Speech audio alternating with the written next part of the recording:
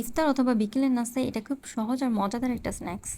এখানে একটা ডিমের মেয়োনিজ নিয়ে নিচ্ছি, আর মেয়োনিজের রেসিপিটা কিন্তু চ্যানেলে আগেই আছে। 3 টেবিল চামচের মতন টমেটো ক্যাচাপ, 2-3টা রসুন কুচি, তারপর একটা সস বানিয়ে নিয়েছি। এটা কিন্তু একদম বার্গার সস, এটা দিয়ে শর্মা বা বার্গার করা যাবে। চিকেন ম্যারিনেশনটা আপনার নিজের উপর। আমি এখানে অল্প একটু ওয়েস্টার সস, আদা রসুন, ধনিয়া গুঁড়ো আর গরম মশলা দিয়ে ভেজে নিয়েছি। বাসায় একদম নর্মাল রুটিটাকেই আমি একদম পাতলা করে বেলে ভেজে নিয়েছি। তারপর এই সসটা দিয়ে আমরা এটার উপরে চিকেনগুলো দিয়ে দিব। চাইলে এখানে এই রুটির বদলে অল টাইমের যে রেডিমেড রুটি পাওয়া যায় ওইটা দিয়েও করা যাবে। তারপর চিকেনটা একদম ইচ্ছা মতো যতটুকু দেওয়া যায় দিবেন। উপরে সসটা আমি আবার দিয়ে দিচ্ছি, ব্যাস ওয়ার্ক করে নিচ্ছি।